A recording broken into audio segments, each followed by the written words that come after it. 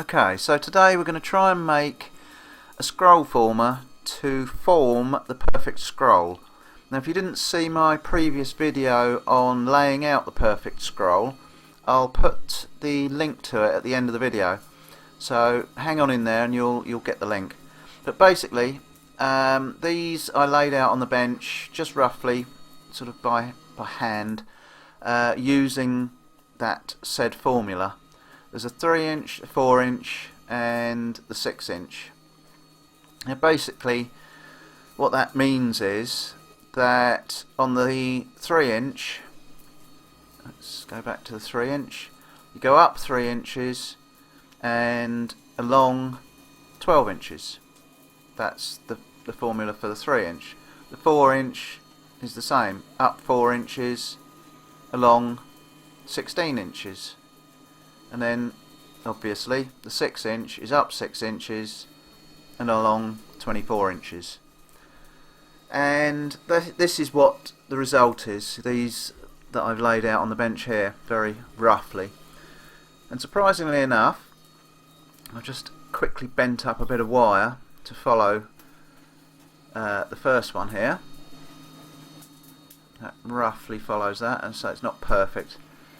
And funnily enough, it fits the 4-inch, which should do.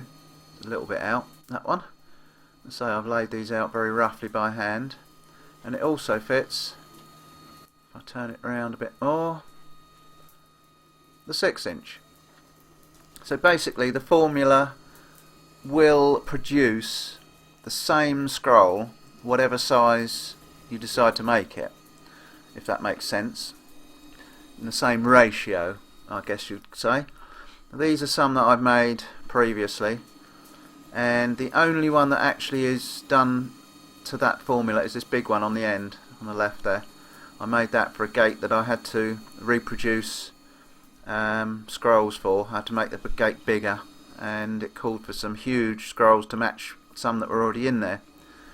And that is how I did it, on using this formula. So, let's see if we can make one. I haven't done one for a very long time, but we'll give it a go.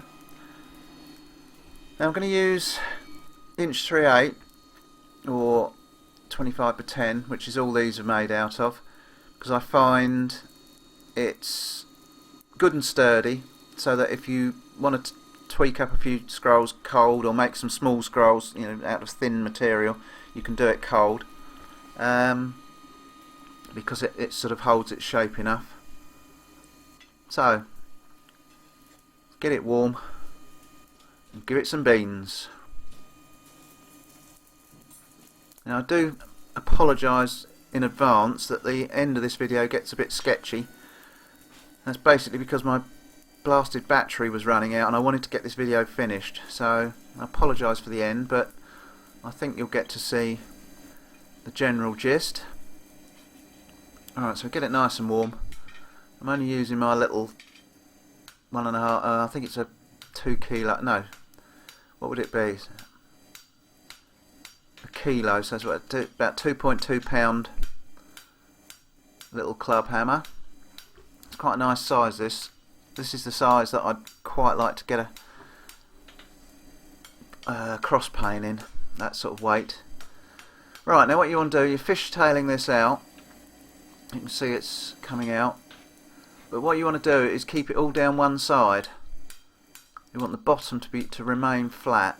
I'm just going to straighten up the end.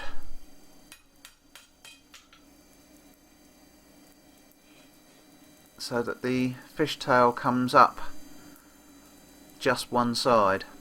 That's the bit that will catch your scroll.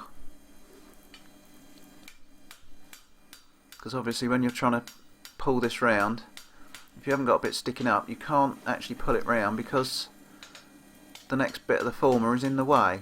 That's why you need this fishtail, which I'm guessing you all probably know. Probably preaching to the choir. Again, just flatten that end out.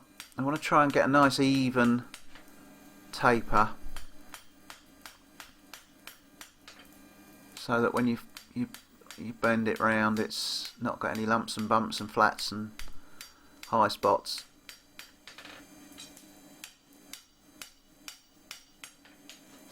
I don't know if you could be able to see that. That's reasonably nice and straight taper, no sort of lumps and bumps in it. That's the idea anyway. And so I haven't made one of these for years and years, but I have made hundreds over the years. Well, no, hundreds is probably exaggeration, but a lot. And one thing I have learnt in making these is go very, very slowly to get a good one, because what you must remember is when you form your scroll around here, any imperfections in the former will be exaggerated in your scroll. So you really, really, really want to take your time. Get everything just so. If you make a mistake, go back, open it up, re-roll it. It will make a difference. Right, now there you can see that the bottom edge is straight and the fishtail has come out one way. Let's just, now you can see it better there. It's all come up that side. But you see it's quite a nice gradual taper. And you want to make sure it's the same both sides. You don't want to let it get thinner at the fishtail than the bottom end. Right, so then we're going to start rolling her up. And this is where it gets tricky.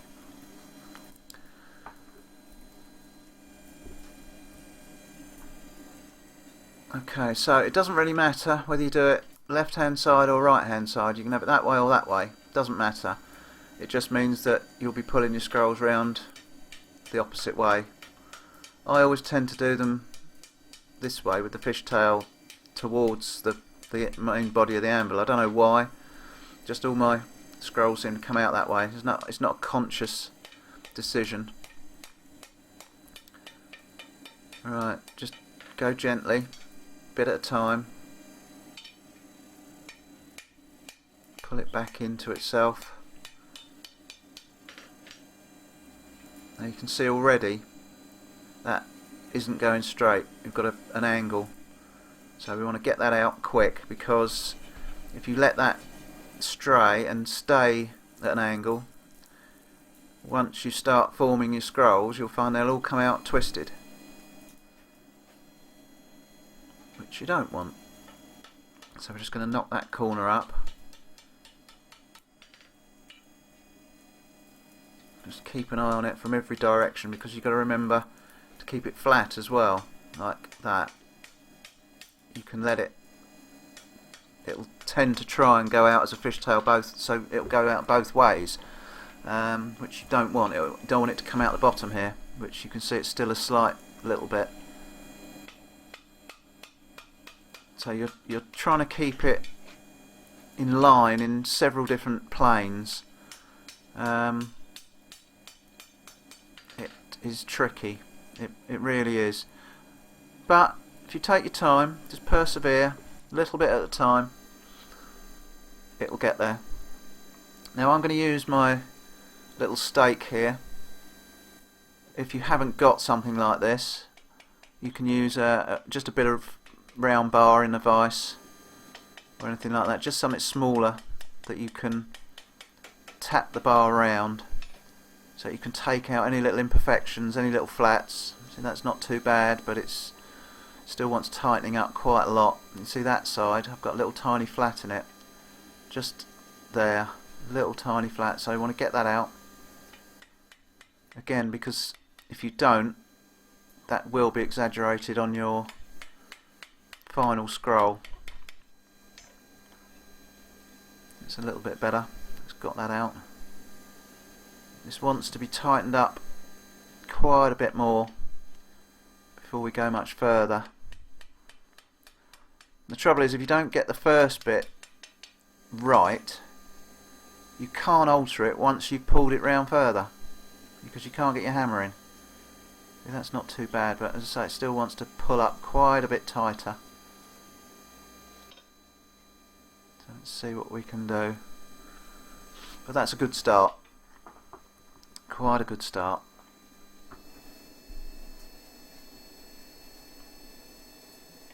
Now I'm going to use the knock it over the edge, not knock it at it, but over it. Now I'm going to make an intentional, there you go, horrible flatten that. I was going to say, make an intentional faux pas, and you can see as well, if you look along towards my hand, how it's twisting the wrong way. It's getting out of control already. I'm just going to cool off the first bit I've done so I can hit it without damaging it. And look at that, I've pulled that in way too much in one go. Put a nasty little flat in it and a horrible little sort of round. So I'm going to pull it back. Just keep looking at it. Oh, look at that side. That side's got a horrible little flat in it. Let's get it warm again. I'll say it was intentional. It was sort of semi-intentional. Now I'm pulling it back. I'm pulling the bar towards me and sort of pulling the metal back with the hammer.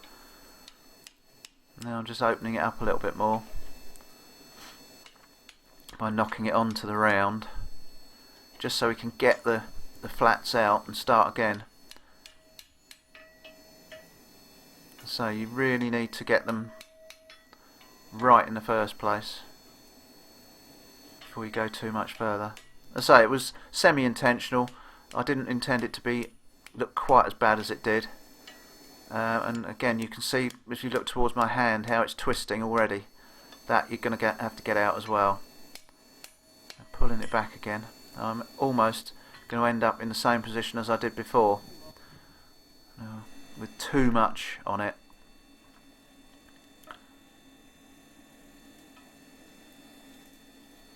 Now using this is where I say you've got to get it right before you go too far. I've almost gone too far already.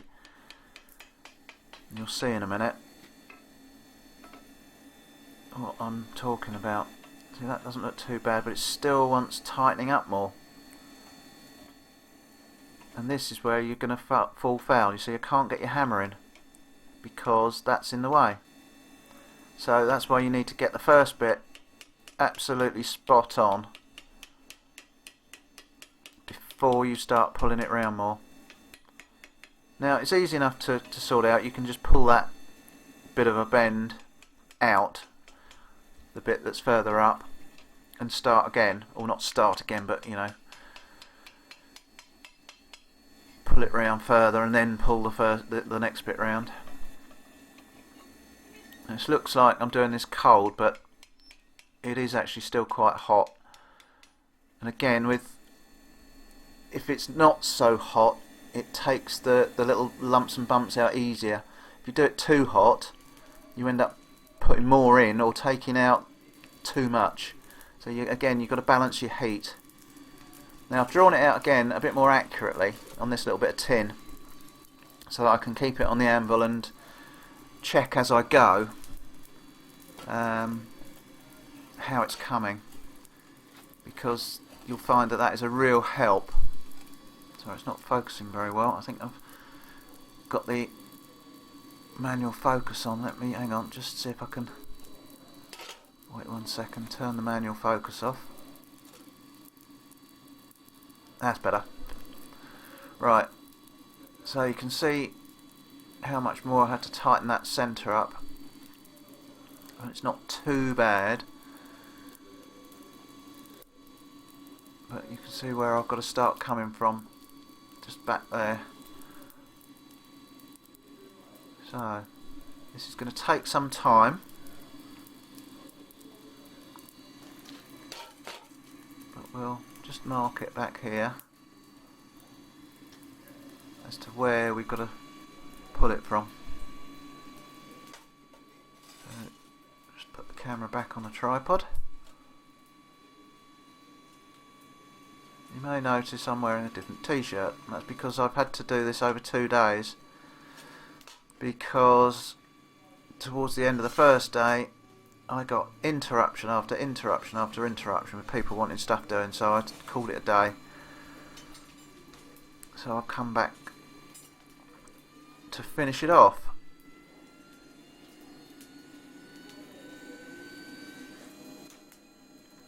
I'll stick it up in the vise.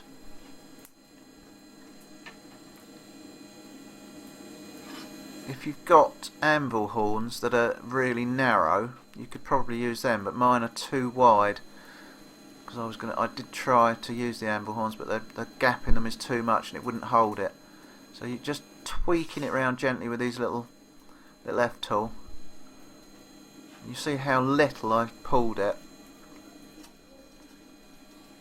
You might think, oh, go on, give it a bit more, but trust me, little and often is much more preferable.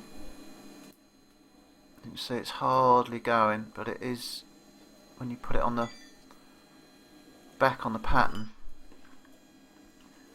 You'll see how quickly it goes out of control if you pull too much.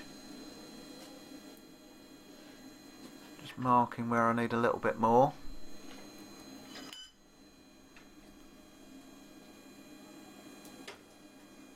It's literally just a tiny little bit.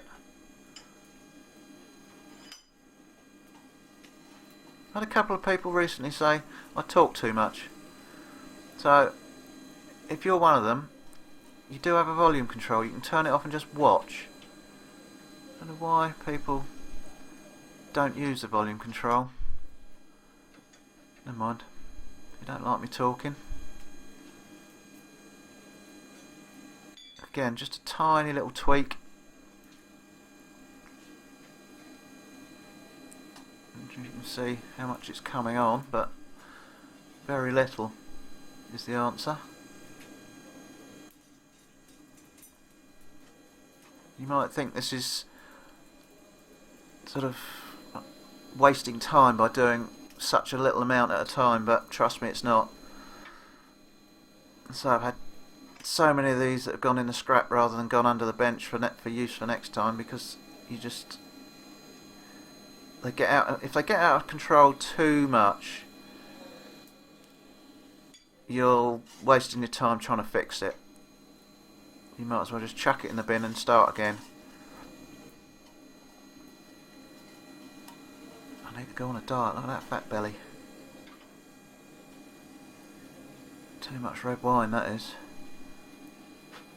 Just give it another little tweak further up. And see, I keep moving backwards and forwards. I'm not always going further and further up.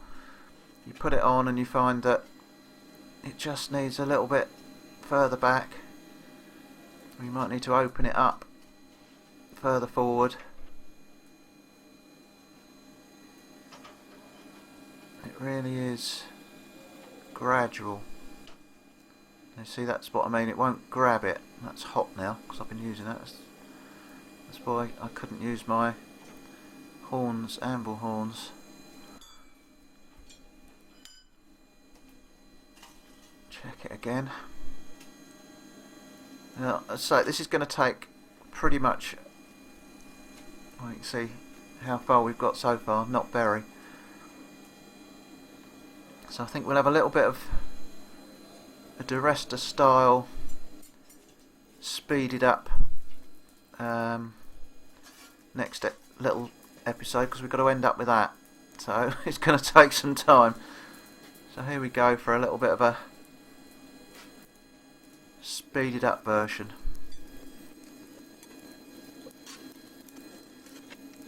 See me marking it, pulling it on, pulling it off. I don't know if you'll actually get to see on this speeded up version. There is a point where I think it is, I point at it and it's gone too far, so it's got to flatten it, so we're going to straighten the flat out and start again.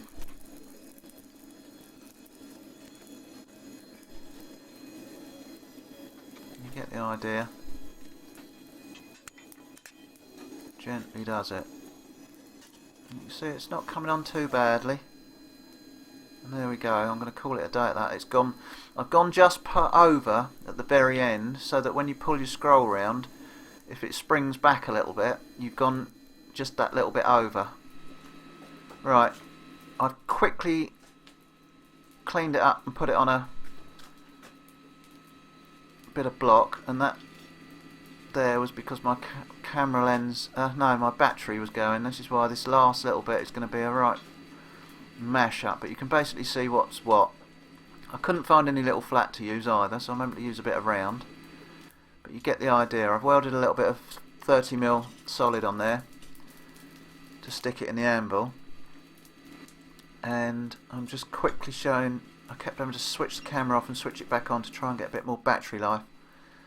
You see, with the light stuff you can pull it around cold, but it springs back, so if you want to get the perfect scroll you need to do it hot so it conforms to the former. But there you go, basically that's it. See, that's welded on there, so you can stick it in the anvil in any direction, or you can stick it in the vise, whatever you like. And if you've got a good one, you see it's the outside there that you're really worried about how smooth it is. You see there's a few little nibbles on the inside, but that doesn't matter. And if you take your time and make a decent one, that will last you for years and years and years, knocking out scrolls for this, that and the other. And I say that's a 4-inch, so you can make a smaller one at the 3-inch, or the bigger one the 6-inch, or you can even go 8, 10 or 12-inch, which is I think what I did for that huge one that was on the floor. But you'll find they all start the same. The ratio all the way through is the same, and that's what they called the perfect scroll. So anyway, thanks for watching. Sorry the last bit was a little bit rushed, but as you can see it doesn't produce a bad scroll. We'll catch you on the next one.